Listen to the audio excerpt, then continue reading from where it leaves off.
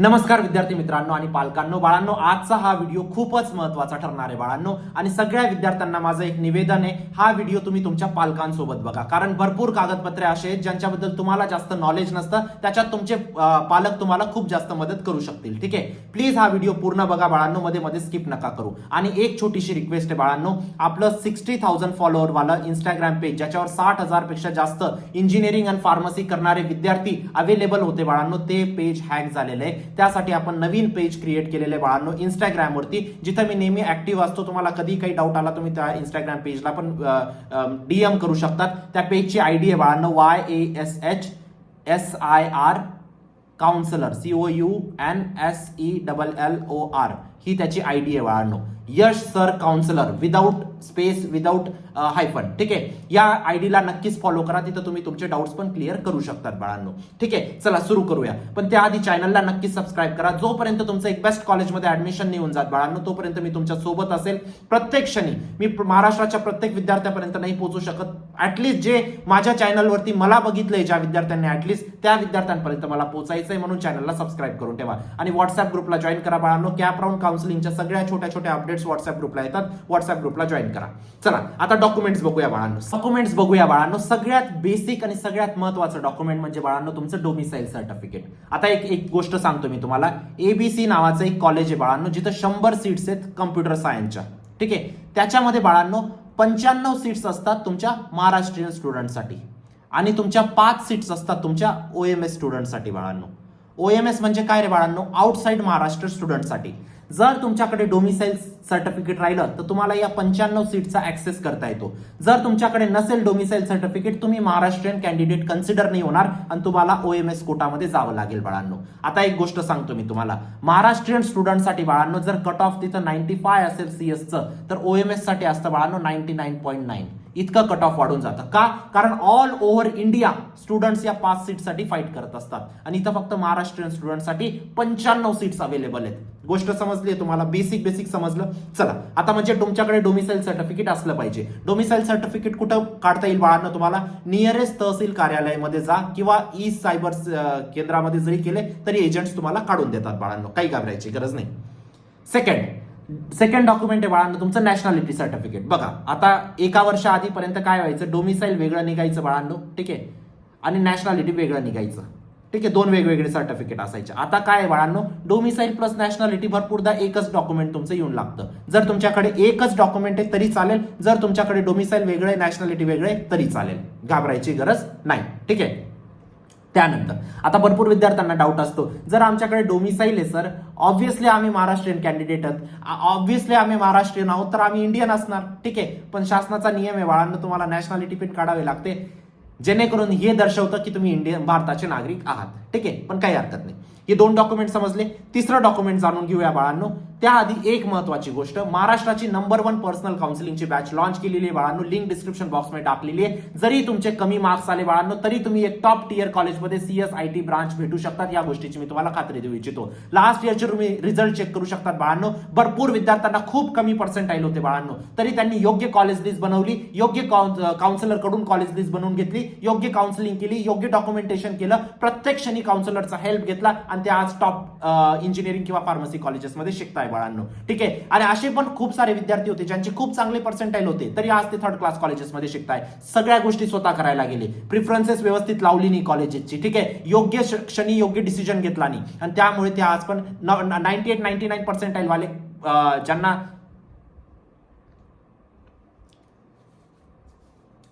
त्याआधी एक महत्वाची गोष्ट बाळांनो, महाराष्ट्राची नंबर 1 पर्सनल काउन्सिलिंगची बॅच लॉन्च केलेली आहे, लिंक डिस्क्रिप्शन बॉक्समध्ये टाकलेली आहे. लगेच एनरोल करा. जरी तुमचे कमी मार्क्स असतील बाळांनो, मी खात्री देऊ इच्छितो, तरी तुम्हाला टॉप टियर कॉलेजमध्ये CSIT ब्रांच भेटू शकते, कारण खूप साऱ्या सीट्स खाली असतात. कॅप 3 मध्ये, स्पॉट्समध्ये, सगळ्या गोष्टींना स्ट्रॅटेजिकली जर केलं बाळांनो, तुम्ही योग्य कॉलेज लिस्ट बनवली, काउन्सिलर कडून योग्य काउन्सिलिंग केली, योग्य डॉक्युमेंटेशन केलं, कॅप राऊंड्सला व्यवस्थित खेळले, तर चांगलं कॉलेज भेटेल बाळांनो, या गोष्टीची मी तुम्हाला खात्री देऊ इच्छितो, जरी कमी मार्क्स असले तरी. लास्ट इयर असे खूप सारे सारे विद्यार्थी होते ज्यांचे खूप कमी पर्सेंटाईल होते, तरी ते आज महाराष्ट्राच्या नंबर 1 कॉलेजेसमध्ये आहेत बाळांनो. का? योग्य कॉलेज लिस्ट बनवली, योग्य काउन्सिलिंग केली, योग्य काउन्सिलरचा सल्ला घेतला. ठीक आहे, कॉलेज लिस्ट वगैरे सगळ्या गोष्टी तुमचा काउन्सिलरच बनवेल. ठीक आहे, आणि असेही खूप सारे विद्यार्थी होते ज्यांचे खूप चांगले पर्सेंटाईल होते, तरी ते आज 3rd क्लास कॉलेजेसमध्ये शिकताय. का रे बाळांनो? सगळ्या गोष्टी स्वतःहून करायला गेले, खूप साऱ्या मिस्टेक केल्या, ऍडमिशन प्रोसेस व्यवस्थित केली नाही. 4 महिन्याची ऍडमिशन प्रोसेस असणार आहे बाळांनो.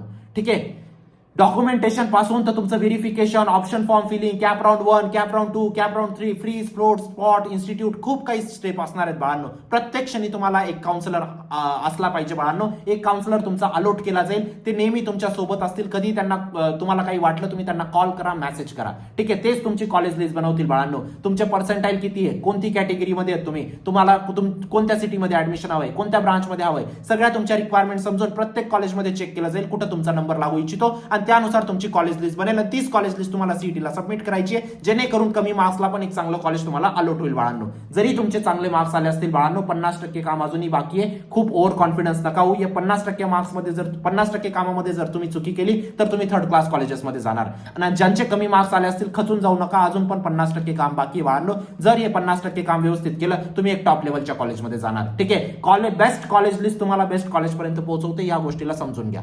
ठीक आहे, तुमच्या आयुष्याचा प्रश्न इथं चूक नका करू बाळांनो. इथं चूक झाली, नेक्स्ट 4 वर्ष तर पस्तावे येणारच येणार, त्याच्यानंतर सुद्धा पस्तावे येतील. ठीक आहे, काही अडचण असेल तुम्ही या व्हॉट्सअप नंबरवर विचारू शकतात. लगेच एनरोल करा, लिंक डिस्क्रिप्शन बॉक्समध्ये टाकलेली आहे. त्यानंतर तिसरं डॉक्युमेंट असतं बाळांनो, मी डायरेक्ट चौथ्यावरती इथं पीपीटी मध्ये मेन्शन केलं.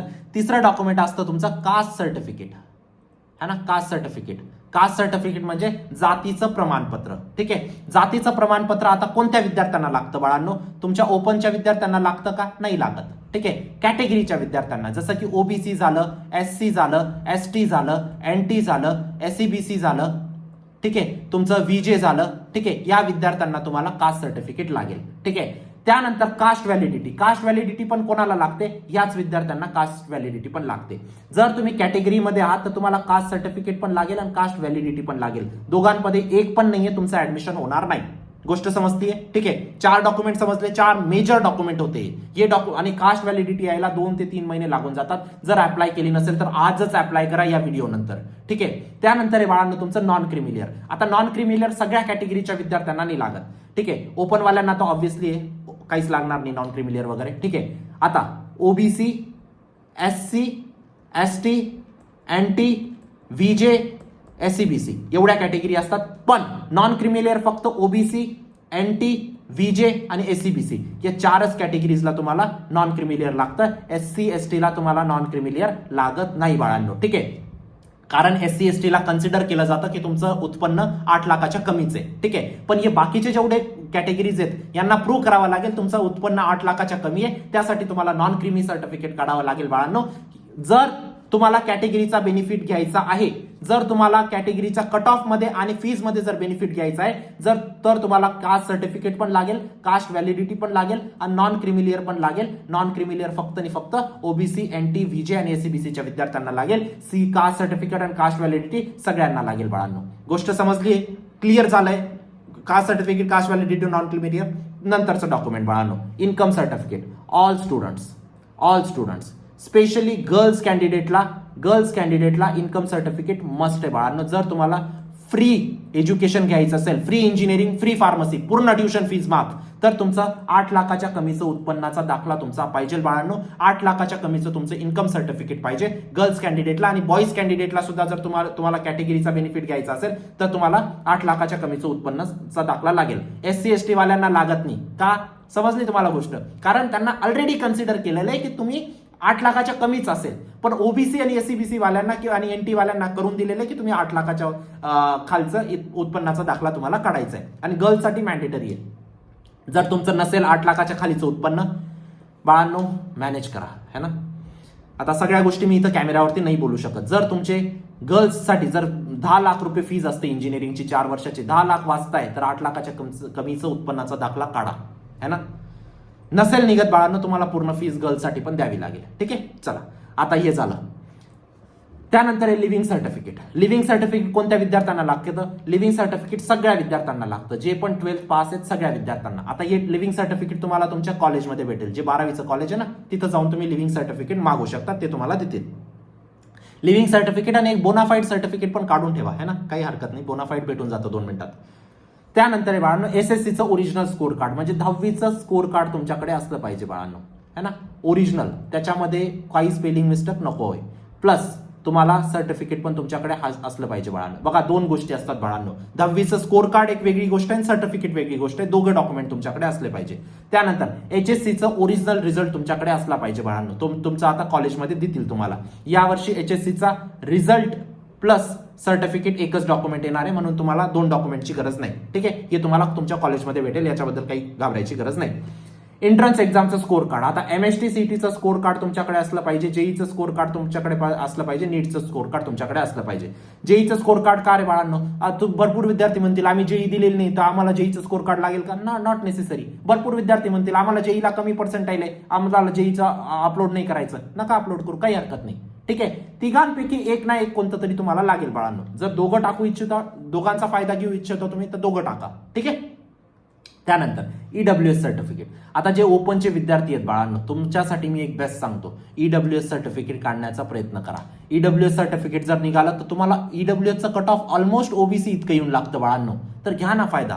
ओपनवाले विद्यार्थी ईडब्ल्यूएस साठी धडपड करून ईडब्ल्यूएसचं सर्टिफिकेट काढण्याचा प्रयत्न करा, निघत असेल तर, है ना. ईडब्ल्यूएसचं सर्टिफिकेट त्या विद्यार्थ्यांना लागतं जे ओपनमध्ये येतं आणि त्यांचं आर्थिक उत्पन्न 8 लाखाच्या कमी आहे. ठीक आहे.